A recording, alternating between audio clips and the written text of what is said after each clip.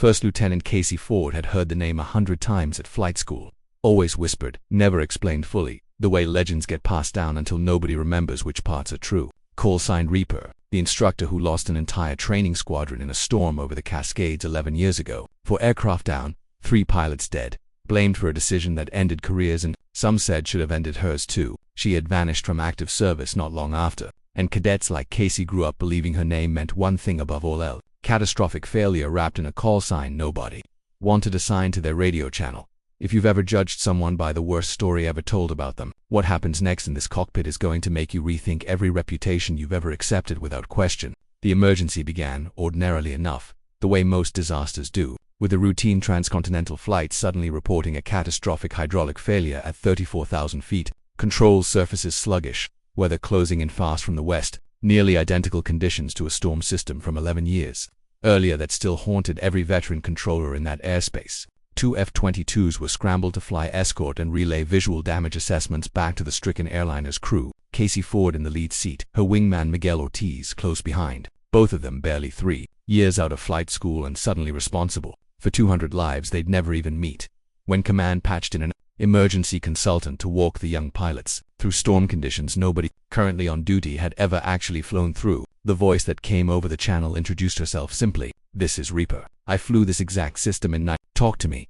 Casey's hands went cold on the stick. Every cadet story, every hushed cafeteria rumor, came rushing back at once, and for 3 full seconds, neither she nor Ortiz responded, frozen not by the storm outside their canopy but by the name crackling through their headsets. "I need you both flying." "Not remembering rumors," Reaper said, steady as stone, apparently sensing exactly what had happened in the silence. "I know what they told you about me. Most of it's wrong. I'll explain everything after we get that airliner on the ground. Right now, I need you on her left wing, calling wind shear the second you see it building."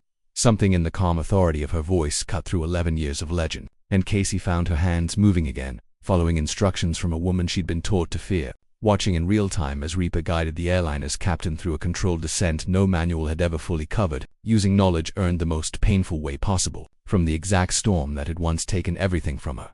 The landing, when it finally came, was almost gentle, wheels touching down through crosswinds that should have torn the aircraft apart. Every soul on board walking off shaken but alive. Only afterward, standing on the tarmac as the adrenaline drained out of her, did Casey learn the truth that had never made it into cadet folklore, that the storm 11 years ago had been caused by a mechanical fault in the weather radar system, not human error, that Reaper had spent a decade being blamed publicly for a failure that was never hers, quietly carrying it because correcting the record meant reliving 3 funerals she couldn't bear to discuss. She hadn't disappeared out of disgrace. She'd disappeared because grief had nowhere left to go. Casey found her afterward near the hangar, and instead of the fear she'd flown in with, she offered something the woman hadn't been given in 11 years, a simple thank you and the truth spoken out loud in front of witnesses who finally understood. Reaper didn't cry as it hadn't in over a decade, but she did that day, standing on a runway surrounded by young pilots who now saw her not as a warning, but as proof that the worst day of someone's life is never the whole story.